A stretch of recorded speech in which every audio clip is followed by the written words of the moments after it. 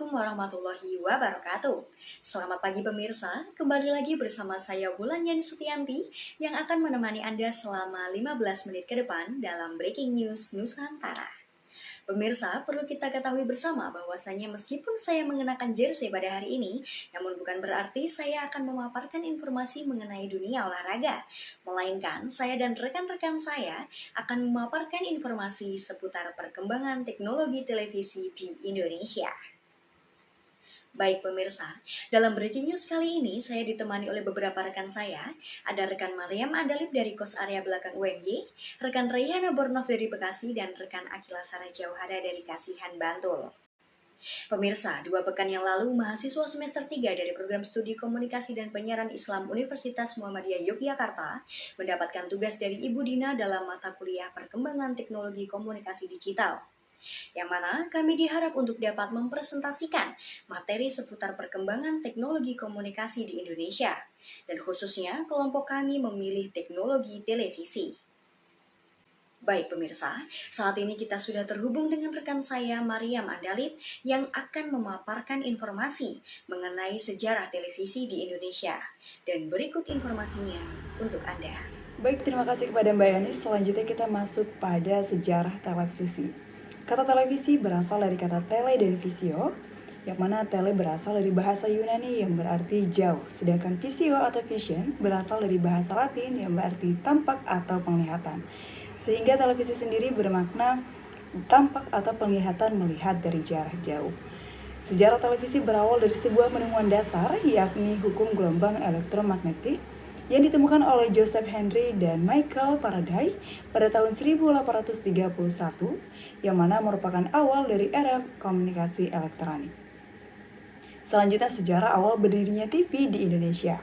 Pada tanggal 17 Agustus 1962, Televisi Republik Indonesia atau TVRI memulai sejarah televisi Indonesia dengan disiarkannya stasiun televisi Indonesia pertama, TVRI, yang mengudara dengan menyiarkan prosesi pengibaran bendera merah putih di Istana Negara. Sejak tahun 1989, TVRI tidak lagi sendiri dalam melayani jasa penyiaran televisi di Indonesia. Bahkan hingga saat ini telah ada ratusan televisi swasta lokal yang menyiarkan beragam format program televisi bersama di wilayah Indonesia. Tercatat berdasarkan sejarah gelombang kehadiran stasiun televisi nasional yang sentralistik Jakarta bertahap sebagai berikut. Gelombang 1800-an, lahirnya RCTI dan TVRI. Gelombang 1900-an, lahirnya TPI, Antv, dan Indosiar. Dan gelombang 2000-an, lahirnya Metro TV, Trans TV, Trans 7, Global TV, dan TV One. Saya Mariam Andalib dari daerah Kos Belakang UMY melaporkan. Selanjutnya saya kembalikan kepada Mbak Yanis. Terima kasih rekan Mariam. Pemirsa, beralih ke informasi selanjutnya, yaitu mengenai penggunaan televisi sejak awal hingga masa kini yang akan dipaparkan oleh rekan saya Rayhana dari Bekasi. Silakan rekan Rayhana. Ya, baik, terima kasih rekan Yanis dari studio. Saya melaporkan dari Bekasi tentang penggunaan televisi sejak awal hingga masa kini. Sekitar 1 abad siaran televisi menjadi primadona dalam media komunikasi massa. Sejak ditemukannya televisi, di sekitar tahun 1900-an, popularitas televisi langsung melejit tinggi. Televisi semakin melejit tinggi bersamaan dengan perkembangan teknologi yang semakin maju. Pada awalnya, televisi hanya menampilkan hitam putih, sekarang menjadi berwarna. Halayak penonton televisi pun semakin luas. Fungsi televisi yang pada awalnya hanya sebagai media hiburan saja, sekarang menjadi memiliki fungsi informasi dan edukasi. Bahkan saat itu diramalkan bahwa televisi akan mematikan siaran radio sebagai media komunikasi massa karena sifatnya yang audiovisual. Selain dinilai akan membunuh radio, televisi juga diramalkan akan mematikan bioskop karena menonton bioskop tidak perlu lagi ke gedung bioskop, cukup hanya menonton di rumah saja. Namun saat ini semakin berkembangnya teknologi juga membuat televisi tergantikan dengan media baru, yaitu media sosial yang merupakan turunan dari perkembangan internet. Sekian dari saya, Rayhana melaporkan.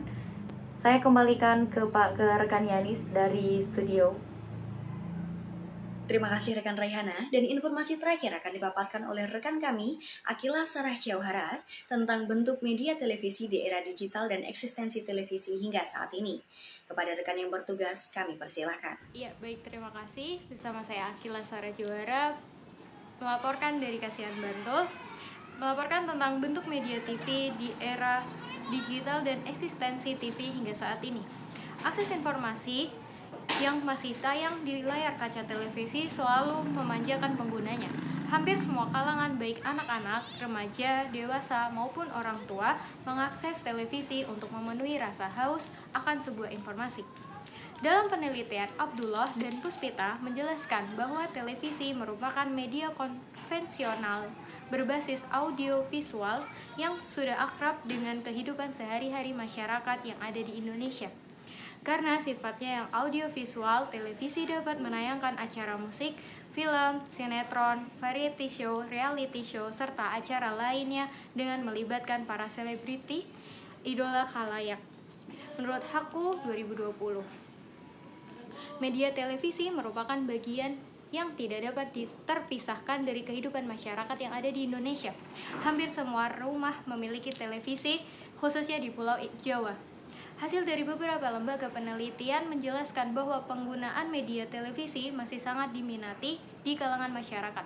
Akan tetapi, seiring berkembangannya zaman, hadirnya media baru dengan platform digital serupa tahun ke tahun, semakin meningkat dan mendominasi, terutama di kalangan anak muda. Karakter media baru yang lebih fleksibel membuat keberadaan media baru tersebut semakin digandrungi pada industri 4.0. Ini, media sosial menjadi produsen informasi yang baik, cepat dalam persebarannya, tidak adanya keterbatasan ruang dan waktu karena berbasis online dan digital. Terima kasih, laporan dari Akila kembali ke studio. Baik, terima kasih rekan Akila. Dan pemirsa, kesimpulan dari Breaking News kali ini, televisi merupakan media massa yang sangat efektif dan sangat terjangkau untuk masyarakat di seluruh dunia, salah satunya di Indonesia. Dengan adanya televisi, radio menjadi tergantikan. Selain radio juga ada bioskop, karena dengan adanya televisi yang memiliki siaran yang menayangkan berbagai macam siaran, membuat bioskop menjadi tergantikan. Hal ini disebabkan oleh masyarakat lebih memilih melihat tayangan di televisi yang gratis daripada di bioskop yang berbayar. Televisi juga melakukan penyebaran informasi berita dan gagasan yang lebih cepat, dan tayangan yang semakin lama semakin berkembang dengan minat masyarakat. Terutama untuk masyarakat Indonesia yang selalu haus dengan berita-berita terbaru. Selain dengan informasi terbaru, siaran televisi di Indonesia juga banyak tayangan yang menghibur dan memanjakan para penonton di Indonesia.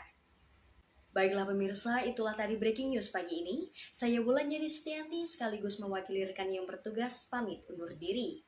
Kami harap tidak ada banyak pertanyaan dari teman-teman sekalian. Karena sesungguhnya kemajuan teknologi harus dapat kita manfaatkan dengan sebaik-baiknya.